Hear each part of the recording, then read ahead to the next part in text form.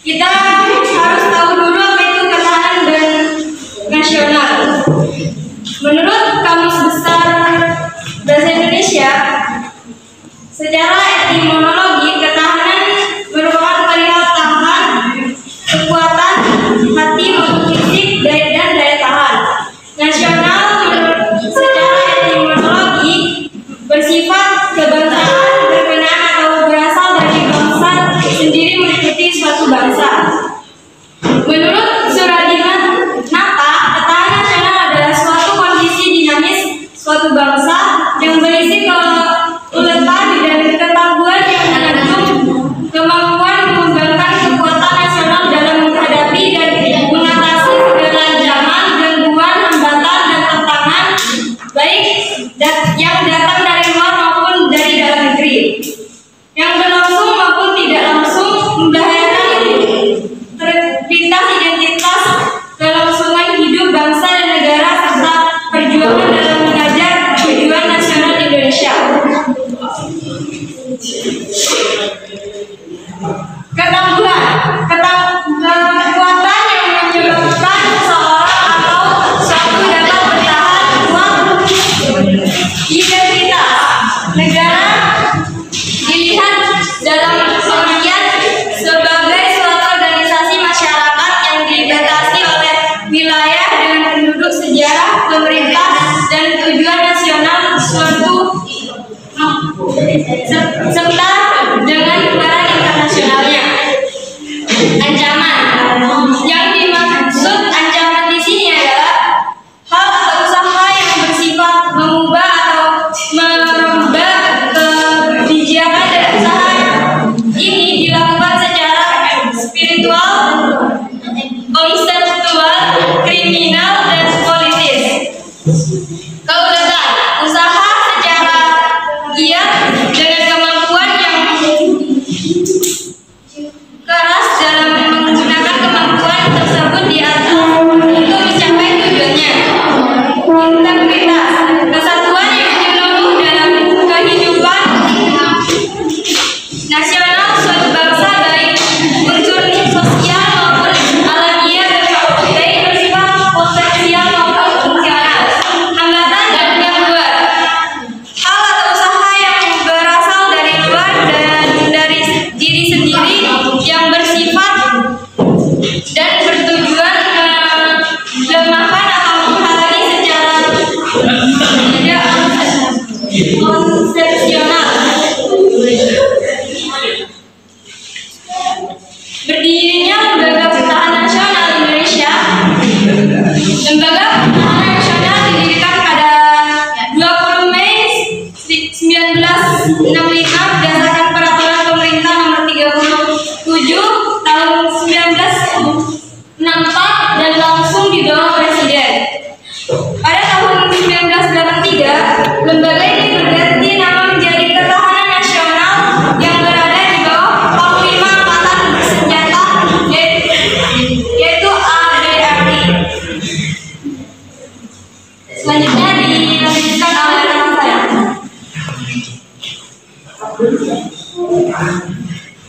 Selanjutnya, saya akan menjelaskan tentang kedudukan dan fungsi ketahanan nasional.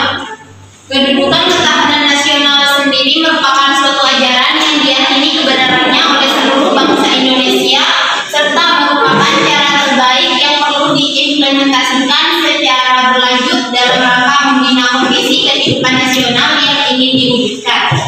Wawasan Nusantara dan ketahanan nasional berkedudukan sebagai landasan konseptual yang didasari oleh Pancasila sebagai landasan ideal UUD 1945 sebagai landasan konstitusional dalam paradigma pembangunan nasional, serta fungsi dari ketahanan nasional adalah sebagai doktrin dasar nasional perlu dipahami untuk memajukan atau menjamin tetap terjadinya pola pikir, pola sikap, pola tindak, dan pola kerja dalam menyatukan langkah bangsa yang bersifat interregional dan intersektoral maupun multidisiplin.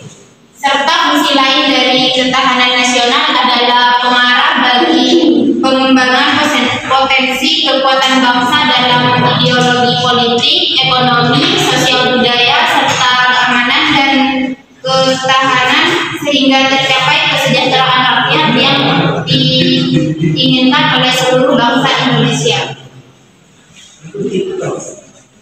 Asas-asas ketahanan nasional. Asas ketahanan Indonesia adalah taat laku berdasarkan nilai-nilai Pancasila UUD 1945 dan wawasan Nusantara yang terdiri dari yang pertama, asas kesejahteraan dan keamanan. Kesejahteraan dan kemakmuran dapat dibedakan tetapi tidak dapat dipisahkan dan merupakan kebutuhan manusia yang mendasar dan esensial. Dengan demikian, kesejahteraan dan keamanan merupakan asas dalam sistem kehidupan nasional. Yang kedua adalah asas komprehensif integral atau menyeluruh terpadu. Sistem kehidupan nasional mencakup segenap aspek kehidupan bangsa dalam bentuk perwujudan, persatuan, dan perpaduan yang seimbang. Yang ketiga adalah asas mawas ke dalam dan mawas keluar. Sistem kehidupan nasional merupakan perpaduan segenap aspek kehidupan bangsa yang saling berinteraksi. Dalam proses interaksi tersebut dapat timbul berbagai dampak, baik yang bersifat positif maupun negatif. Di dalam asas mawas ke dalam dan mawas keluar juga terdapat dua bagian, yaitu bagian yang pertama, mawas ke dalam, bertujuan menumbuhkan hakikat, sifat, dan kondisi kehidupan nasional itu sendiri berdasarkan nilai-nilai kepribadian kemandirian yang proporsional, dan mawas yang keluar itu bertujuan untuk dapat mengantisipasi dan berperan serta mengatasi dampak lingkungan strategis luar negeri dan menerima kenyataan adanya interaksi dan ketergantungan dengan dunia internasional. Sedangkan yang terakhir yaitu asas kekeluargaan. Asas kekeluargaan mengandung keadilan, kearifan kebersamaan, kesamaan, gotong royong, tenggang rasa dan tanggung jawab serta kehidupan bermasyarakat, berbangsa dan bernegara. Perbedaan tersebut harus dikembangkan secara serasi dalam hubungan kemitraan agar tidak berkembang menjadi konflik yang bersifat menghancurkan. Materi selanjutnya akan dilanjutkan oleh rekan saya. Selanjutnya yaitu ketahanan nasional di bidang ekonomi. Perekonomian merupakan salah satu aspek kehidupan nasional yang berkaitan dengan pemenuhan kebutuhan bagi masyarakat meliputi produksi, distribusi, serta konsumsi barang dan jasa. Sistem perekonomian yang dianut oleh negara akan memberikan dampak terhadap kehidupan perekonomian di negara tersebut. Selanjutnya yaitu tujuan pembangunan ekonomi. Tujuan pembangunan ekonomi yang pertama yaitu untuk peningkatan pendapatan, yang kedua memberikan peluang pendidikan yang seluas-luasnya, yang ketiga berupaya untuk meningkatkan layanan kesehatan yang adil. Selanjutnya yaitu dalam pencapaian tingkat ketahanan ekonomi diperlukan kebijakan diantaranya yaitu ekonomi kerakyatan harus menghindarkan sistem kehidupan liberalisme, anarkisme, dan monopolistis. Yang kedua, pembangunan ekonomi memotivasi dan mendorong peran serta masyarakat secara aktif. Yang ketiga, sistem ekonomi Indonesia diarahkan untuk dapat mewujudkan kemakmuran dan kesejahteraan yang merata bagi seluruh wilayah Indonesia. Yang keempat, pemerataan pembangunan dan pemanfaatan hasil-hasilnya yang senantiasa memperhatikan keseimbangan antar sektor dan antar wilayah. Yang kelima, struktur ekonomi dimantapkan secara seimbang dan saling menguntungkan dalam keterpaduan antar sektor pertanian, industri, serta jasa. Selanjutnya yaitu ketahanan nasional pada perdagangan ekspor-impor. Salah satu alternatif ketahanan nasional sektor ekonomi perdagangan adalah dengan menerapkan ekosistem arus penanaman modal asing yang ramah secara kebijakan sehingga dapat mengurangi ketergantungan impor di negara Indonesia dengan negara mitra dagang. Sebaliknya dapat memperbesar kapasitas produksi sehingga Indonesia secara mandiri dapat melakukan ekspor yang kemudian akan meningkatkan surplus di neraca perdagangan dan berdampak pada peningkatan beras domestik produk negara Indonesia dan dampaknya pada peningkatan kesejahteraan dan ketahanan negara dalam menghadapi guncangan ekonomi. Tentunya dapat mewujudkan kebijakan yang bersifat kolegial sehingga terjadi hubungan bilateral yang sehat antara pihak-pihak yang berkepentingan.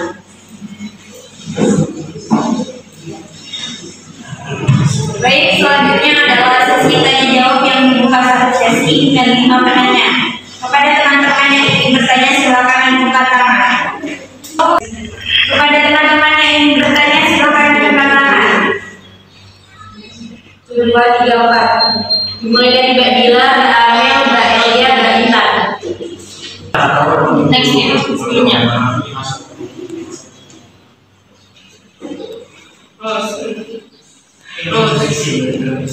Terus. Nah, boleh nanya.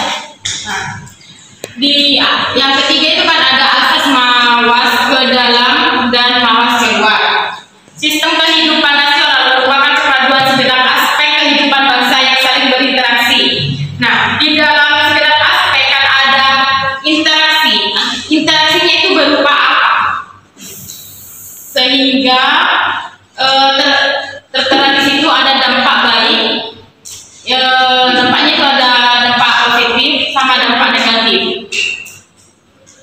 Interaksinya itu berupa apa? Interaksinya berupa apa?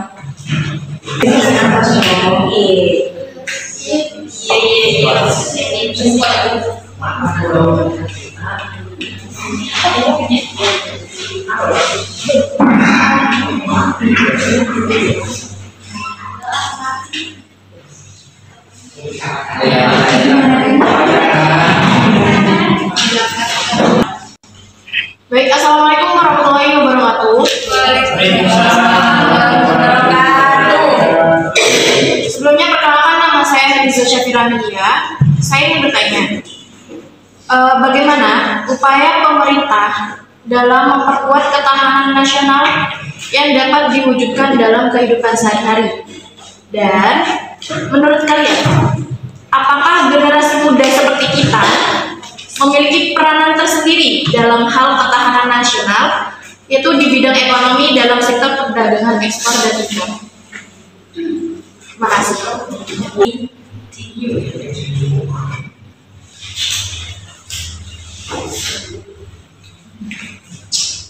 Assalamualaikum warahmatullahi wabarakatuh. Waalaikumsalam warahmatullahi wabarakatuh. Perkenalkan, nama saya Enda Sofiana. Saya ingin bertanya, menurut kalian bagaimana pengaruh ekspor dan impor terhadap pendapatan nasional di Indonesia saat ini? Baik, terima kasih.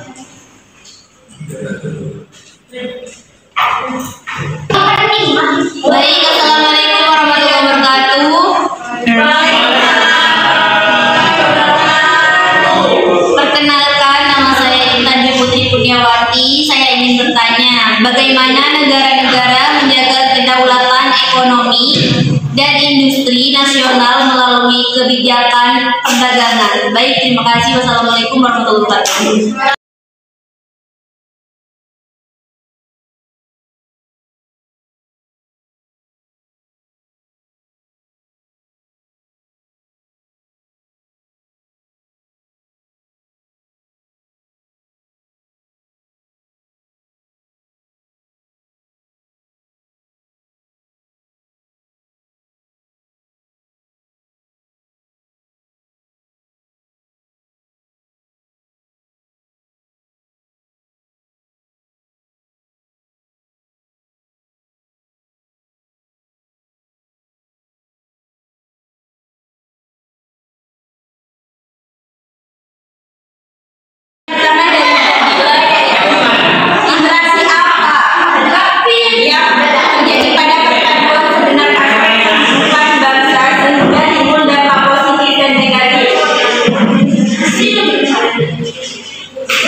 Interaksi yang bisa menimbulkan berbagai dampak yang bersifat positif maupun negatif dalam mawas ke luar maupun mawas ke dalam, yaitu contohnya seperti stabilitas keamanan dalam negeri yang membutuhkan masyarakat sekitar dalam bertanggung jawab dan menciptakan kondisi stabilitas keamanan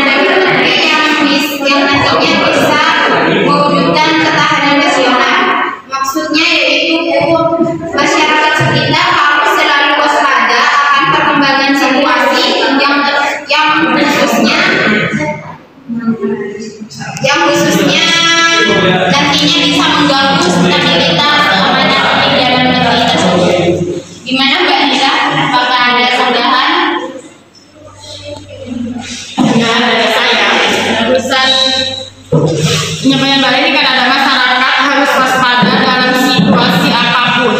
Nah, bagaimana cara masyarakat itu mengetahui suatu hal, kan itu ada harus waspada. Nah, waspadanya itu dari segi apa? Kok bisa tahu masyarakat itu? Terima kasih. Baik, saya akan menjawab pertanyaan dari Nabila tentang bagaimana cara masyarakat mengetahui suatu hal yang tentang interaksi tersebut, yaitu TNI adalah komponen utama, sedangkan masyarakat adalah komponen pendukung. Jadi nantinya itu akan diberikan himbauan agar warga atau masyarakat negara memiliki hak dan peran yang ikut serta dalam pembelaan terhadap negara. Alasan bela negara menghormati dan menghargai para pahlawan yang telah berjuang merebut kemerdekaan. Baik, saya sangat puas dari jawaban Mbak Reni. Terima kasih Mbak Reni. Baik, pertanyaan kedua dari Mbak Amel, bagaimana upaya pemerintah dalam memperkuat ketahanan nasional dapat diwujudkan dalam kehidupan sehari-hari, dan bagaimana menurut pendapat kalian, apakah generasi muda memiliki peranan sendiri dalam ketahanan nasional di bidang ekonomi dalam sektor perdagangan ekspor impor? Pertanyaan dari Mbak Amir. Jadi upaya pemerintah dalam memperkuat ketahanan nasional diwujudkan dalam kehidupan sehari-hari dengan melakukan sosialisasi dan edukasi kepada masyarakat mengenai pentingnya menjaga ketahanan nasional. Dan pertanyaan yang kedua yaitu peran generasi muda dalam ketahanan nasional. Jadi peran generasi muda dalam ketahanan nasional itu menjaga Pancasila sebagai ideologi negara, menjaga demokrasi NKRI, memperkuat persatuan dan kesatuan bangsa, melaksanakan konstitusi, demokrasi dan negara. Bagaimana kami kepada tanggapan atau Gini, saya sedikit mau bertanya ya. Yang tadi ada kata-kata Pancasila, ideologi Pancasila sebagai ideologi negara. Pancasila sebagai ideologi negara. Sedangkan seperti yang kita ketahui bersama bahwa anak pada zaman sekarang banyak yang tidak mengetahui Pancasila itu sendiri. Ada banyak sekali kasus yang pernah saya temui. Anak itu tidak hafal akan isi Pancasila. Jangankan isi, kayak pengertian dari Pancasila aja mereka nggak tahu kan.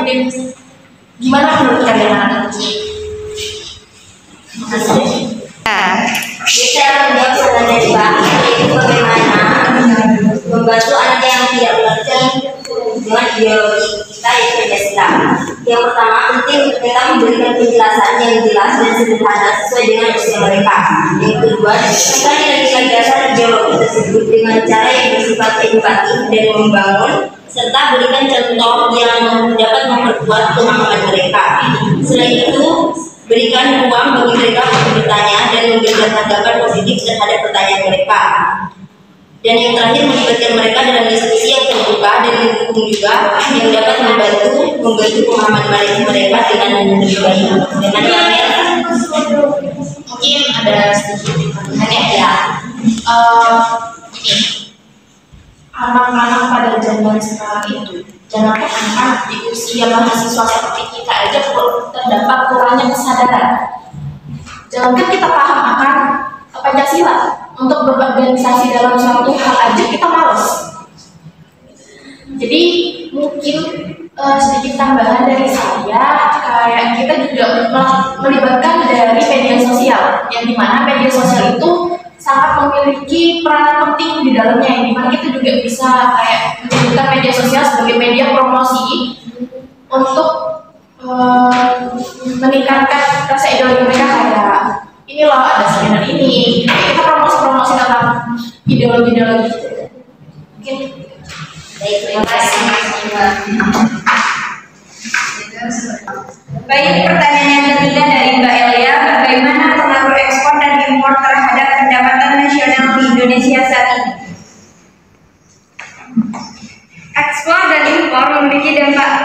signifikan terhadap pendapatan nasional Indonesia. Ekspor memberikan kontribusi positif dengan meningkatkan penerimaan defisit negara, sementara impor dapat mempengaruhi neraca perdagangan dan defisit anggaran jika tidak diolah dengan baik. Peningkatan ekspor dapat meningkatkan pendapatan nasional melalui penerimaan defisit yang dapat digunakan untuk investasi dan pembangunan. Sebaliknya, impor yang terlalu tinggi dapat menyebabkan defisit perdagangan dan menekankan perdagangan nasional. Oleh karena itu, kebijakan yang bijaksana dalam mengelola ekspor dan impor menjadi penting untuk menjaga keseimbangan ekonomi nasional dan memastikan pertumbuhan yang berkelanjutan. Baik, Belia, apa? Tidak ada. Baik, pertanyaan yang terakhir dari Mbak Intan, yaitu bagaimana negara-negara menjaga kedaulatan ekonomi dan industri nasional melalui kebijakan perdagangan. Jadi saya menjawab pertanyaan dari Mbak Intan mengenai strategi atau cara negara-negara menjaga kedaulatan ekonomi dan industri nasional melalui kebijakan perdagangan. Yang pertama yaitu menerapkan tarif dan bea masuk untuk melindungi produk-produk dalam negeri dari persaingan luar. Yang kedua, mengatur jumlah impor tertentu untuk melindungi industri dalam negeri dari persaingan yang berlebihan. Yang ketiga, memberikan subsidi kepada industri dalam negeri untuk meningkatkan daya saingnya. Yang keempat, menggunakan standar teknis yang ketat untuk produk impor yang mungkin membuat sulit bagi produk luar untuk memasuki pasar dalam negeri jika tidak memenuhi persyaratan tersebut. Yang kelima, negara dapat melakukan perjanjian perdagangan dengan negara-negara tertentu untuk melindungi kepentingan ekonomi dan melindungi kepentingan dan industri nasional. Yang keenam, merancang kebijakan yang mendukung pengembangan sektor-sektor industri strategis termasuk investasi dalam penelitian dan pengembangan infrastruktur dan pelatihan tenaga kerja. Dan yang terakhir, mengimplementasikan hukum yang ketat terhadap praktik perdagangan yang tidak adil atau pencurian kekayaan intelektual. Baik, terima kasih. Presentasi dari kelompok 11, saya selaku moderator pamit undur diri, mohon maaf atas kekurangannya dan terima kasih atas perhatiannya. Assalamualaikum warahmatullahi wabarakatuh.